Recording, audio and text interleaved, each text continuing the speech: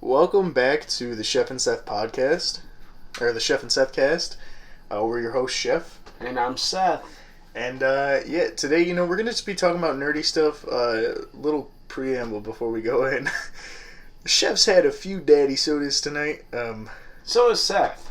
But for some reason, I feel you've only had like 2 less than me. And he's over here, before we started recording, he's like, I'm feeling it a little. And I was like, me too. And he's like, really? And I was like, no.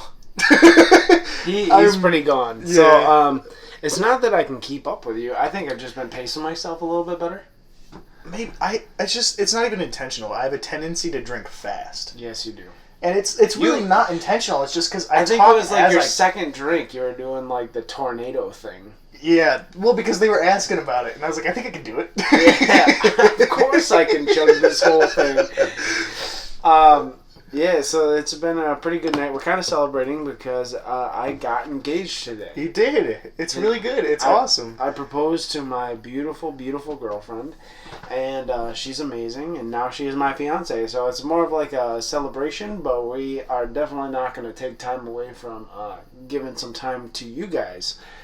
So you definitely worded that better than I would have. Yeah. Nerd stuff. Yeah, I really want to say I am so excited for all this, and I feel bad. Not bad. I feel like this is a little bit of pre-telling of the future. Yep. Because you a fortune teller? Yeah. Listen to this. I'm also Italian. That pushes it. Yeah, of course, Vinny. Hey, the cook of the piece. The cook of the piece. By the time this goes up, it'll be like... This is 3 Sundays from now, so it'll be close to the wedding. Yep. So closer. I'm best man in the wedding. Yep.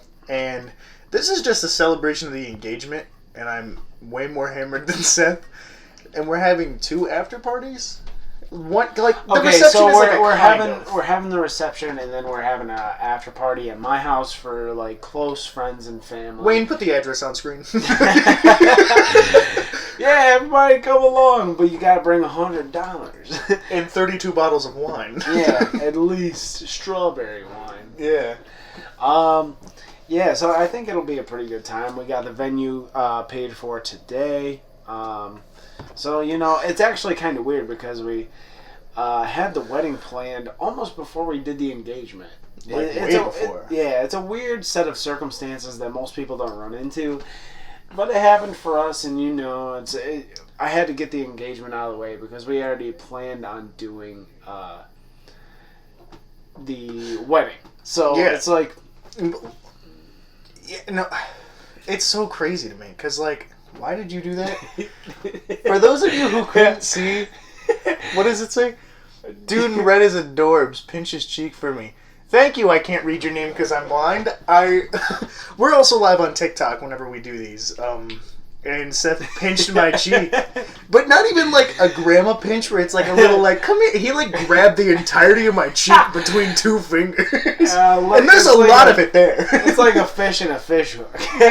No, it was like a whale in a net. You grasped my cheek. But yeah, no, it's crazy to think that I'm single, ladies, but You're a single lady. No, I'm single. Comma ladies. Yeah, question mark. Milady. I tip my fedora. Milady. MLADIE. Yeah, exactly. So 100 podcasts from now, I might be in a relationship starting this phase.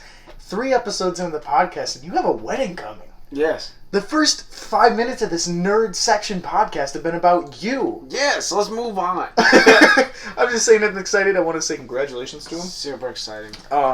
But nerd stuff. Nerd stuff. So where are we starting? Are we starting video games? I think, yeah. Nerd podcast episode 1, video games. I think nerd will definitely be more a multi-part thing. Video games part 1. I could see nerd stuff returning. Yes. Because we are fairly nerdy. Let's talk about God of War. Oh. Cooking a pizza. Cooking a pizza is I've talked about on the channel before. I recently went through and beat every God of War except for one, because there's one that I have a Mac, so I can't emulate Android phone games, there was a God of War called God of War Betrayal on the Nokia flip phone. Really? What was that about? I don't know. It's so hard to find information. It's about a on betrayal, probably. Probably. But like, I wanted to play it and I couldn't. But I did beat every other God of War. And Ragnarok's coming out, bro. I've never been this excited for the release of a game. I saw the clip of Thor and Kratos fighting. And they clash? They clash. A lot of... Go ahead. No, I was going to say, I like how they depicted Thor, because I think a lot of mainstream people see Thor as Chris Hemsworth. Like, ripped, beautiful, handsome. Yeah, which is not how he was in Norse mythology, like true Norse mythology. He was a big boy. Not just that, like, original, even, like, mythology, whether or not you believe in it, old strongmen were built like Brian Shaw and Eddie Hall. Yes. It was that big figure. It wasn't like Seth, where it's like... Cum Gutters 8-pack, fucking biceps that stare you in the pupils. It was big tummy, big body, but could lift 1,000 pounds. Yes. And I think that's incredible. Also, I want to tell you, this might excite you for the game even more. Yeah. There's a collector's edition that came out that comes with Mjolnir. So really, like it's a replica, but he it's can the wield game's, it. Well, listen to this. In the replica of it that comes with the collector's edition, you remember how the axe and the Blades of Chaos got like rune slots where you get special abilities? Yeah. In the collector's edition of Mjolnir, there's 3 available rune slots. So people think once you defeat Thor, you'll be able to use Mjolnir. That's freaking cool, man. And like, do you remember Midgard, like the main hub? Yep. Every realm is now twice the size of that. That's awesome. And you get access to all 9 realms. I think it'll be bittersweet to beat Thor too, because you come like so. You've killed his entire family. Yeah, you not only did you kill his sons, his son, in the first his nephew, games, his brother. Yeah, but you also like kind of have this like sense of you like Thor because you're so used to the pop culture version of Thor. But he has to die. But he has to die because you're Kratos and Thor's coming after you because you killed his sons, you know. So it's gotta happen and it's necessary. And you gain a super sweet weapon from it, so that's awesome. And that's probably... New Game Plus, I doubt, will be on release, because a lot of games, they wait like a month after to do that. But I think you'll be able to use Mjolnir in it. Because Blades of Chaos were story-driven when you got them, but it still let you use them in the beginning of New Game Plus. Mm-hmm. And I've been seeing a lot of theories that make sense, and a lot of people think that Jormungandr, the serpent, the world serpent, is Kratos. Because... Is Kratos? Yeah. Okay. Because if you look at the... I don't know if this is true Norse mythology, but in the game's setting, when Mimir talks about it, he explains how Thor and Jormungandr get in such a big fight, it knocks Jormungandr back in time. Oh, yeah. And like, wasn't Thor supposed to fight Jormungandr in they Ragnarok? do. That's part of Ragnarok. So like, that's, even in how do you kill Thor before that? I don't know. The game isn't out. Yeah. But here's the thing, is Agrabota is introduced. In actual Norse mythology, Loki, who we know as Atreus now, is Loki and Agrabota are the parents of Jormungandr. Mm-hmm. And in the end murals of the very end of the game in God of War 2018, you see Atreus holding Kratos' body and a snake coming out of Kratos' mouth. So a lot of people think that Kratos' soul goes into Jormungandr the second he's killed. Because if you look at it, and I can show you after this, the first time you encounter Jormungandr, you know how he speaks in like the Old Norse tongue? Yeah. If people have slowed it down and listened, he speaks 2 English sentences. Very, it's hard to hear him, and there's no subtitles for him. But he says, "Ghost of Sparta, I know you. Return from where you came."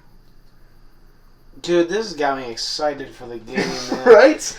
It makes me want to replay the old one. And, I have been. Dude, oh my gosh. It's God of War, and I'll tell you this, it's so crazy because a lot of people, and you look at it statistically, God of War 2018 made almost more sales than all of the old games combined, which means a ton of people played this game without even seeing the past stories, which is exactly what I did. But playing through them, all you see throughout 2018 is how, like, grumpy and brutal and quiet Kratos is. Mm-hmm. But once you see his entire story, it makes sense.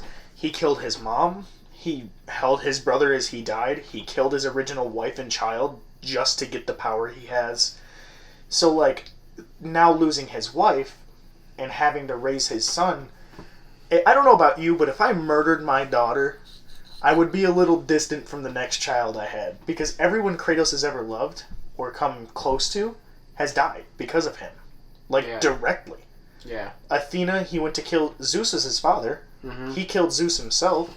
The first time he tried, Athena, who was kind of his guide, and his sister. Didn't he kill Hercules? And Hercules is technically his brother. Yeah. No, he is his brother. Yeah. Because in God of War's lore, Zeus was kind of a whore. Oh, yeah. Well, that's standard lore, too. Yeah, like humans, gods, pretty much everybody. He just did everything with everything. Hercules, actually, it's crazy because you fight him in God of War 3. And Kratos straight up, at first, he's like, I don't want to fight you. Like, we can go about this a different way. And Hercules is like, no. They make Hercules like a lot of lore, like Norse stuff does, where he's just kind of a meathead. Yeah. And he's like, no, I'm going to kill you. And Kratos is like, well, all right, you can try. And the fight is actually, it's one of my favorite fights throughout the series. Because it's good, and you get a badass weapon out of it. Yeah. You get this big-ass gauntlet that looks like a lion. I actually haven't played any of the God of War series before the last game that came out. I could let you borrow my PS3. I have one of them. I have one through Ascension. Oh, really? I have all of them. So if you want I don't know, I have this problem when it's I the play, hack like... and slash. Well, I have this problem when I play a game. It's hard for me to go back in the series. Like with Skyrim, I can't go back to Oblivion. With Far Cry, I can't go back from Far Cry 3, where I started, to Far Cry 2. It's just like any game that I go backwards, I always hate that game. Because you want the new mechanics. Yeah, I like the new mechanics. I'm used to the new mechanics, the new graphics. I like Kratos, especially with Kratos. He's just got such a different build in the newest game in comparison to the old games, where he was like very young, very skinny, and he had a goatee instead of this big beard. He's all about just instant kill. Yeah, and in the newest one, he's so wise, and he's just grizzled. Like takes his time, and he's, like you said, grizzled. He's got this like really backwoods, like strong, manly man mentality instead of just pure vengeance. And I love it. God of War 3 Kratos, if he would have seen the gods in Norse, dead. They're in his path, done. But Kratos, or Atreus kills one, like he learns he's a god, and he's like, we're gods, we do what we want. And Kratos pulls him aside, he's like, there are consequences to this. You don't just kill a god and walk away. There is going to be a problem now. Yes. That whole section, I just gotta say, the whole section of the game where Atreus is like, whatever. I have never wanted to pimp slap a kid. I didn't want to say it directly, but yeah, no, that part pisses me off. It's like playing The Last of Us, that section where Ellie starts to get rebellious. Yeah. It's so annoying, because that's your only companion. And their whole, like, shtick is just, for that moment, being like, whatever. But with Atreus, you can kind of understand it. Because if one day... Well, his mom just died. Well, and you wake up from a coma, and they're like, you're a god. It's like, oh. Fuck it. He's in the midst of battle pretty much his whole... Life, yeah. Yeah. He's, especially since, doesn't that happen after, like, do you remember the portion of the game where you go into this portal? The Light of Elfheim. Yeah. That's exactly what I was going to say. You come back out and he's been, like, defending your body for a while. There's actually, the writers, after the game came out, made a book. And part of the book explains what happened in that section. Oh, really? It's like, I might be a little off here, but it's like a few of the light elves you see come by, and it attracts the dark elves, and they see Atreus alone, so they kind of just figure, like, hey, this kid, like, we know him. He's built a reputation here. We have to kill him. He wielded the axe and killed them. Oh, really? He had the Leviathan? Yeah. He used it himself. Makes sense. And a lot of people think this game's going to end with him dying. Kratos dying.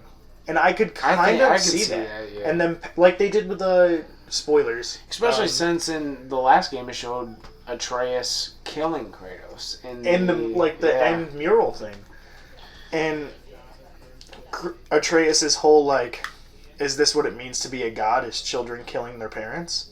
And Kratos blatantly tells him, like, I would lay my life on the line for you, but we choose our own destiny.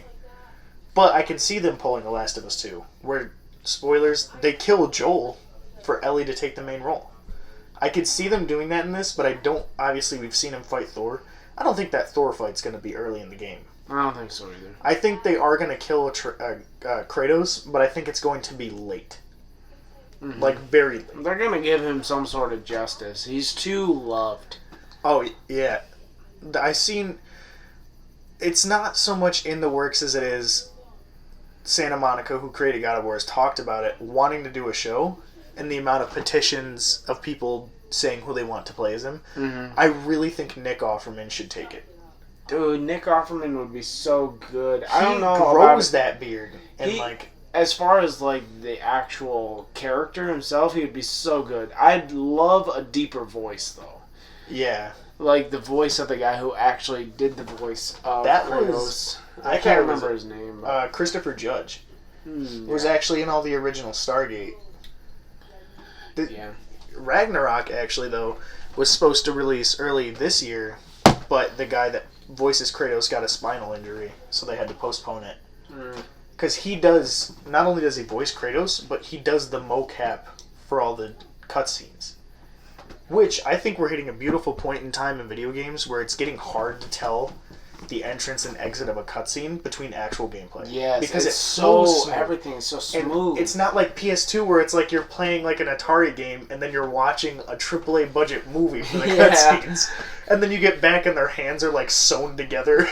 Like, I played GTA San Andreas recently, and the chainsaw just looks like a piece of cardboard. Like the blades on it don't even move. Mm-hmm. But like, oh man, this game. I think, if you're down. Obviously, I'm building up the money for stuff for the wedding and to pre-order God of War. I think when it comes out, we should live stream it. I think so, too. It comes out on a weekend.